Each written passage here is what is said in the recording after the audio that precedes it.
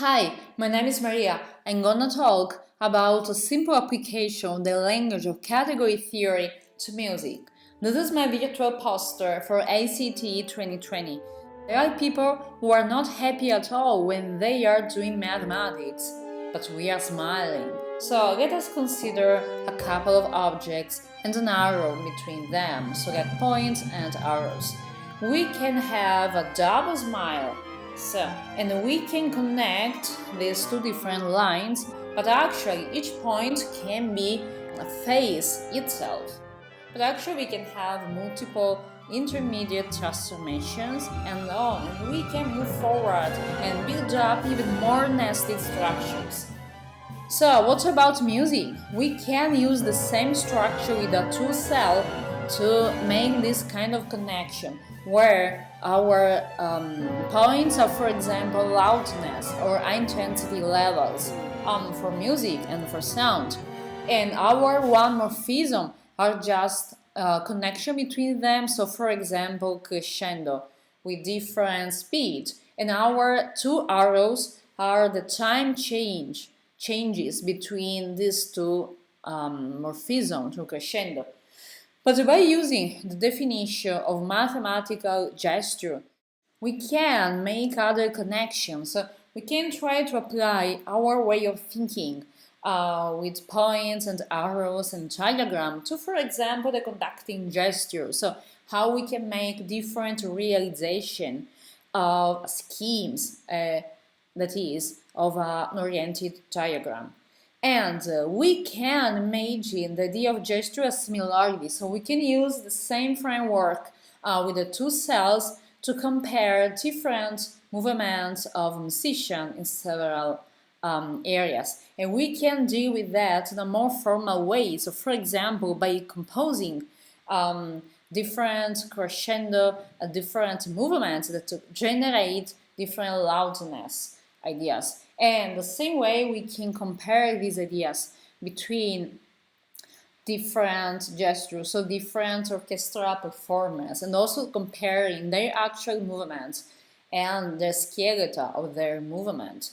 But with the same scheme, we can also compare data for music and dance. So, for example, we can compare the figure of dancing and with another one, comparing movements and comparing different movements between them.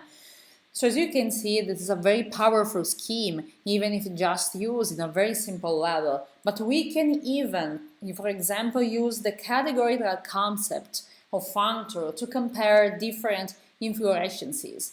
So one is the spherical one that is existing, or the other one that is just invented to make an example. So we have functors and natural transformations to make this comparison. We can go even further and compare, for example, the growth of trees. So with the different forms and the growth comparison and so on.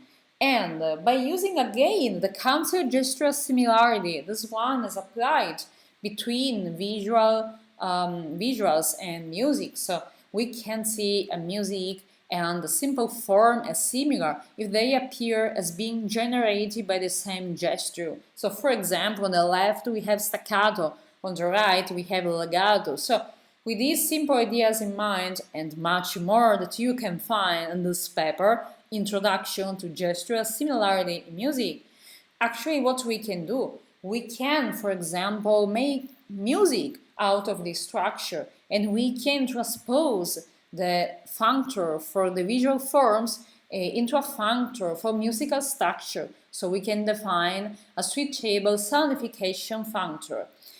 And we can use also some concepts for category theory, even more advanced concepts such as limit and calamite, to try not only to investigate musical structure and relationship, for example, between movement of conductor and orchestra performance, but also to investigate, for example, the forms of nature and the progressive abstraction from species to genera and so on, up to some abstract form that could make us thinking of the Platonic ideas, but is a little bit different. So thank you so much for your attention. so you can ask questions. Please ask questions. This is my contact for ACT 2020 conference.